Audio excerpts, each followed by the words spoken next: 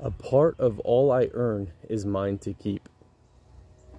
Some of you, very few, may know that saying quite well.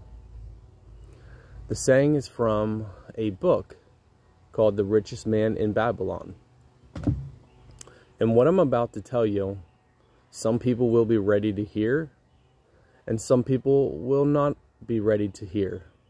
Some people will understand, some people will not understand. Some people will mock, some people will praise. And it's just going to depend on who you are as a person.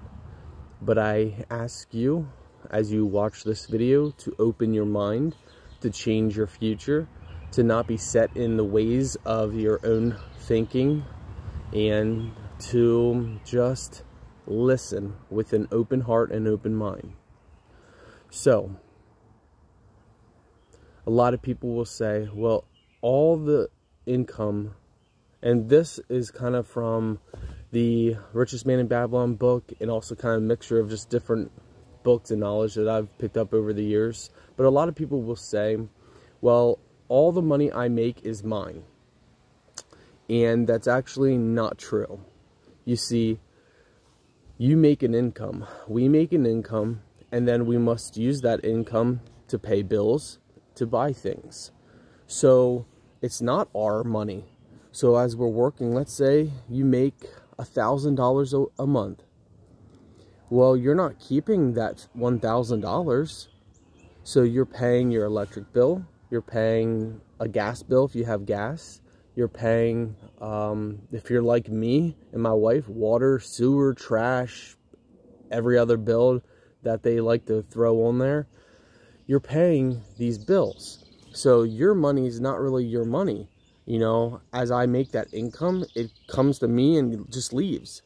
So technically, it's not mine to keep. That goes for all your bills. Excuse me. Well, then you also have to realize the stuff you're buying. So that earned income, let's say you earn, let's say $100 of your $1,000 you spend on shoes, you know, whatever, or Thrifty Thursday. Well, that $100 was never yours then. You say, well, yeah, I earned it and I'm buying something that I want with it. Yes, but you're paying the person who's selling it. So you're taking the money that you earned and you're just getting rid of it in exchange for something, and most likely something that's not going to be any more valuable than when you just bought it. Oftentimes, it loses value. It's kind of like a brand new car. When you buy a brand new car, as soon as you drive off the parking lot, it loses $5,000 to $10,000. If you would buy a brand new car, let's say you are lucky enough to afford it, pay cash. You pay $50,000 for a new car. If you drive that off the parking lot and go to sell it a month later, you're not going to get the $50,000 for it unless you are super lucky and the market is going nothing but up right as you buy it. So if you buy it and the market's just headed straight up, you might get lucky. So that begs the question of, okay, so if my income that I earned is not really mine, how do I pay myself? How do I, you know, keep my income? That's the question that most people fail to ask, is how to keep your income that you earn. So, as the Richest Man in Babylon talks about saving a tenth, and I say, you know, 10% of all you earn, you should save. So every month, and here comes the people that say, I can't save 10%. I can't do it. If you can't do something, it means you won't. So can't often for most people means I won't. So if you say I can't do that, no, most times you're saying I won't, because anything can be done if you want it to be done. So if you want to make more money and you say, well, I just can't, well, then you haven't looked, you haven't gained the knowledge to create more income. So if you are one of those people that say, I just can't, you can't save 10%. So 10% of $1,000 is $100 a month. So you can't. You're telling me you absolutely can't. And I'm not gonna, you know, sit and argue with those people that live in that mindset, because that's the mindset that keeps people broke. That's the mindset that keeps people wanting things that they'll never have. So if you have that mindset, you know, I'm probably not going to convince you otherwise. You already got your mindset, and that's your lifestyle. But for those who are like, well, I don't think I can, you have the opportunity to actually change your life, because you can. So 10% you set aside every month from your income. If it's set income, whatever income you have, Social Security, whatever it is, you set 10% aside. And here's the thing. You can either create, so if you truly in your mind believe that you can't save 10%, you can't save $100 for every $1,000 you make, well, guess what? You can either seek the knowledge to earn an extra 10% income, or you can cut cost to earn an extra 10% minimum income. And that's the great thing. You can cut down on your electric bill. You can cut down on your food bill. If you normally get a bag of chips, well, that week, just skip that bag of chips. $3, $4 here and there, it really adds up over a month's time. Don't go out to eat that month. Don't do this, don't do that. There's hundreds of things that people can do to cut costs. There's hundreds of things people can do to increase their income. So you can either, or you could do both if you really want to get ahead. You could either increase your income or decrease your spending. You can decide what you want to do. And to those people that, again, say, I can't, give me a scenario. There was somebody that I helped change their life, that they were in a wheelchair. They were extremely overweight. They were in a wheelchair. They were in their upper 50s. They, in their own mind, they had no hope. They had no hope of doing anything. Well, got talking with them over the finances and all the, you know, all that fun stuff. Realized, well, they like knitting. Well, here's the thing. We live in a world where you can make an income from the hobbies of old. So a lot of people that are older, that are upper in age, tend to like hobbies like scrapbooking, knitting, just candle making, that kind of stuff. Hobbies that people are actually buying. You create an Etsy store, so it's etsy.com. You create your own Etsy store or sell on eBay the stuff that you make. You can increase your income that way by doing nothing more than what you already enjoy doing. The problem is people don't like seeking the knowledge, and then those who do seek the knowledge often fail to apply that knowledge. So that's one way of increasing your income, and that's one way. Whatever you like doing, you got to seek the knowledge. When you find the knowledge, because it's free, it's everywhere. The knowledge is everywhere to get ahead. So when you find that knowledge, you then must apply that knowledge. And you must not just apply for a month and say, well, this doesn't work. You got to apply it for at least 12 months. At least give yourself 1 year of working hard at that goal. Now we can go to cut costs. Well, one great way of cutting costs is, instead of getting coffee from McDonald's or Starbucks or something, make your own coffee at home. First, buy the beans. So don't buy it grounded. Buy the beans, grind the beans yourself, and you might say, well, that means I gotta buy a grinder. No, you could buy, hello little bee, get out of here. You know what, that bee might want to learn, you guys probably didn't see it, but not Bumblebee, a yellow jacket probably wanted to learn some info. Anyway, so you guys could cut costs in tons of areas. For example, if you have a light inside your house that takes 2 light bulbs, thread one of those light bulbs out.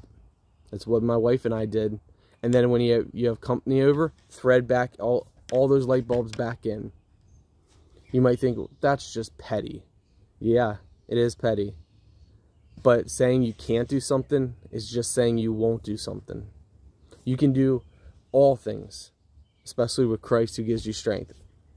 So cutting costs. So there's 2 different ways of doing that. Now, here's the thing. You may ask yourself, okay, fine, Scott. I'm willing to work extra hours at my job. I'm willing to, so if you have a job, ask your boss for overtime. Take that extra, overtime, work those weekends, work those extra hours, and you just need to do it just enough to give yourself that room to save 10%, if that's all you want to do. But 10% should be the bare minimum that you strive. You might say, well, I'm going to just strive for 1%. Well, the thing in life is, the things that we often strive for, if we truly want it, we actually accomplish it. So if you're setting your goal of 1%, so, $10 on $1,000, you're going to achieve that, and that's just going to be, that's what you're going to achieve. But if you set it for 10%, well, that 10%, and you chase that, oftentimes you're going to reach that goal. And here's the kicker, and I have personally seen this in my own life, that when you set aside that 10%, you often don't notice it enough to make a big impact on your life. So, you set that 10% aside, and you really can get around without that 10%. But yet, over time, that 10% actually becomes something worth having. But yet, in your regular life, like, I just didn't get that coffee that, twice a week or whatever, or I made it at home for half the price, whatever you want to do. See, that's the great thing about this. You can do whatever you want to do to save or earn that extra 10%. And that's the minimum. If you can do 20%, 30%, 40%, that's even better. But I would start out at 10%. Even if you could do 50%, start out at 10% because you're building that habit. And that's the key to this. So, now that we've talked about cut cost or increase your income, what do you do with the 10% that you save? Because it's all fine and dandy for those people to say, well, save 10%. What do you do with that 10%? You just simply take that cash and lock it, hoard it in a lockbox or under your mattress or in your sofa like the good old days? Well, that's the problem. You need your 10% to make babies. I know, such a weird saying. What? Let me repeat that again. You need your 10% to make babies.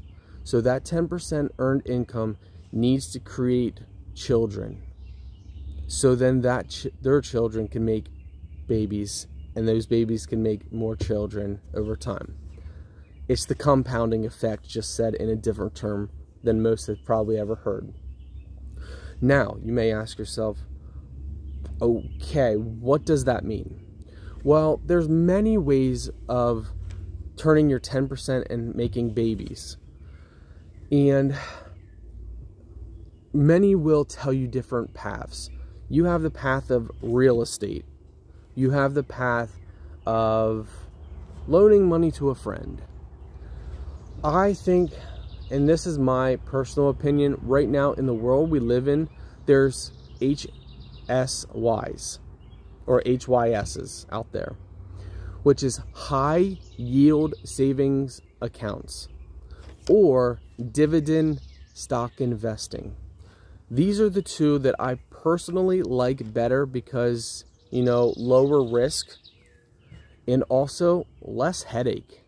It's the most passive way that you can create wealth. And for those who don't know, passive income is basically income that you can create income from that income without having to do really any work. And this is the, some people say rentals are a passive income. No.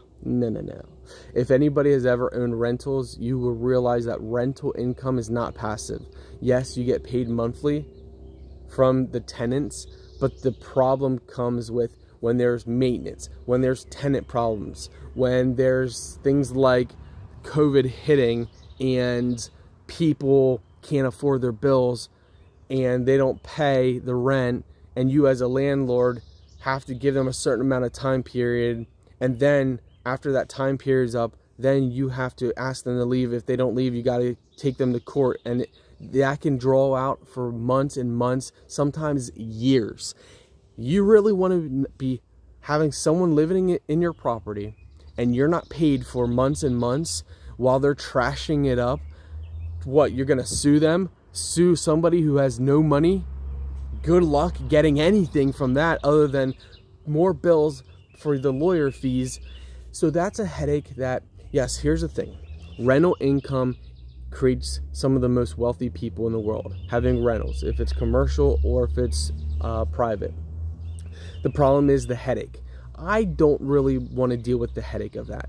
So that's why I say high yield savings accounts, which right now you can get 5% on your money or higher at some places. If you need ideas of where, to get 5% income on your money in a high yield savings account, let me know and I will drop a link to what we like to use and others. But also dividend investing. So it used to be my goal to have real estate, multi-units and all that stuff. As I get older, I don't like dealing with drama. I don't like dealing with the hassle of that. You give me drama, I'll walk away. That's why, for me, trolls are nothing anymore. Like when a troll acts up or does something, I block them and I walk away. They're not even in my mind for more than a minute. And as I get older, I'm like, I'm not going to deal with real estate and that kind of stuff. And, Warren Buffett just proves that you don't have to. Of course, he has a lot of money, but he started out just like you and me. Now, here's the thing. You might say, well, you're up in age. It doesn't matter. All that matters is you start this month or you start next month, saving that 10%, earning that extra 10%, or cutting that extra 10% of costs. But either way, you need to save and set aside that 10%. You can't just cut 10% cost and then that money's just gone, disappeared. You have to actually take 10% and set it aside. So again, high yield savings account or dividend investing. Now, here's the great thing about that. And this comes with compound interest and all that fun stuff. So when you are investing in a high yield savings account and you're getting 5%, 4, 5, 6, 7% interest on your money, what's happening is every month you're going to get paid that interest. So let's say you have $1,000 built up in there, or even $100. Well, you're going to get 5%.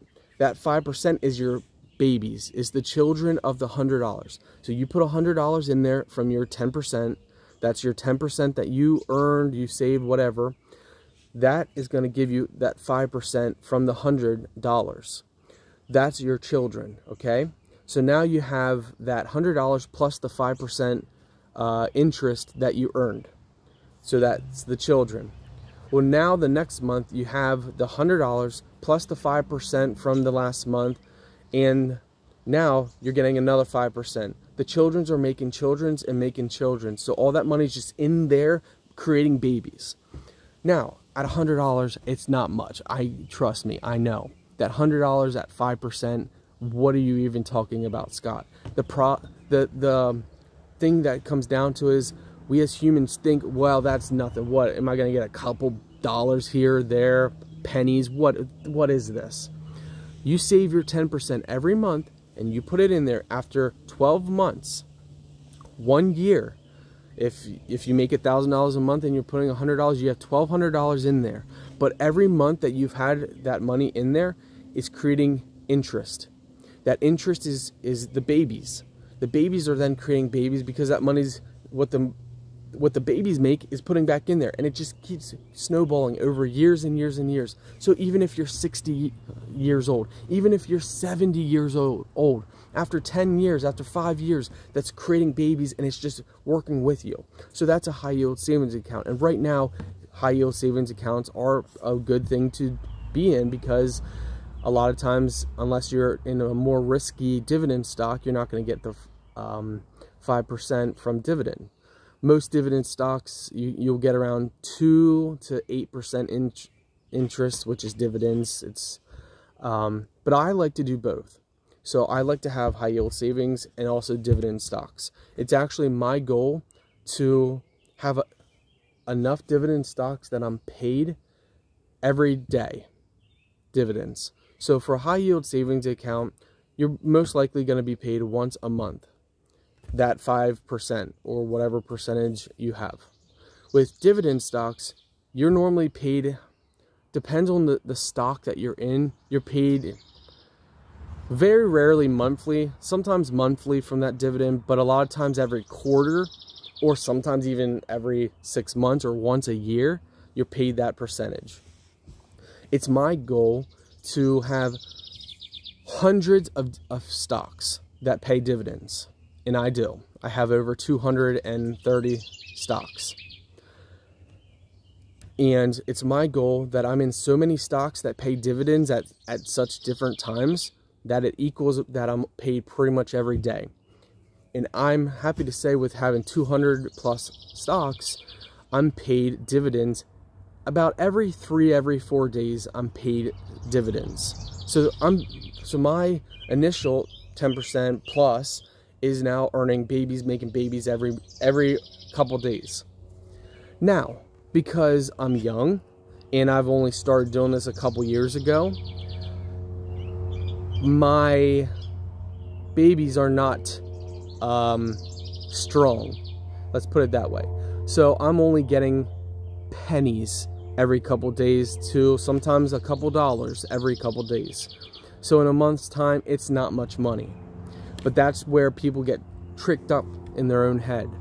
They think of, well, right now it's not much money, but they're not thinking about well, if it's the babies are making babies over weeks, over months, over years, over, 10 years, 15 years, 20 years. You're not thinking of the bigger picture.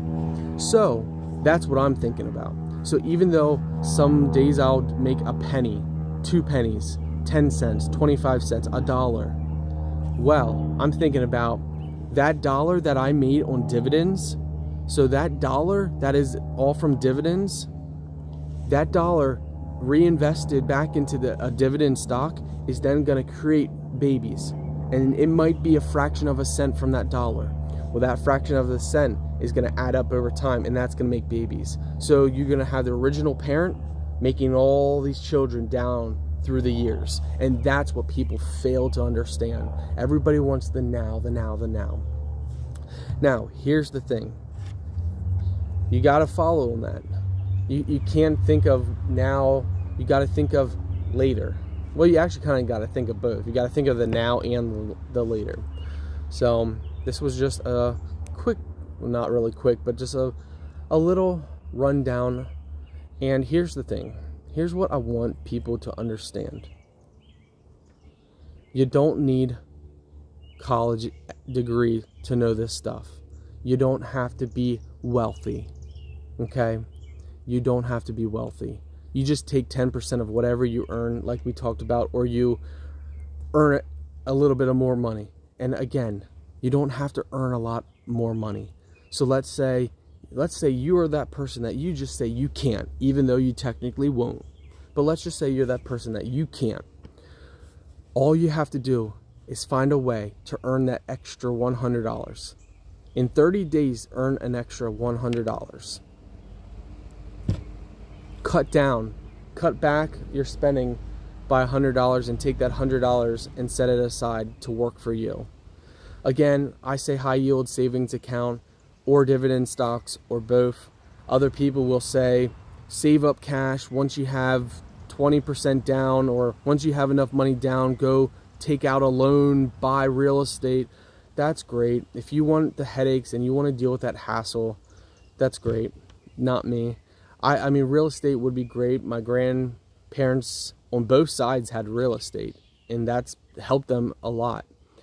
But for me, I'm taking the Warren Buffett method in a way, as far as picking stock, invest in the dividends, just let it pay you.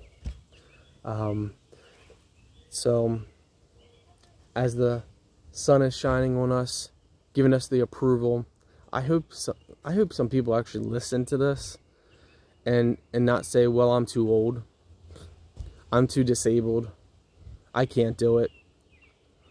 Oftentimes in our lives, we are the wall that is blocking us from doing anything. We are the wall. You could say, well, good for you. You're younger. Of course, you have your whole life ahead of you. I'm sorry, but if you're 70 years old, you have your whole life ahead of you. We live in a world where people say, well, if I'm 71, as long as I make it to be 75 or 85, that's good enough for me. If that's only good enough for you, then that's probably the age range you're going to live. I believe fully in our mind, and not because of just what I believe, because of who I follow. I follow people that are in their 90s and 100s. And these people have a positive mindset, get rid of your negative, and they want to live long. They believe they'll live long, and they will. You have to understand what you think about is often what you become.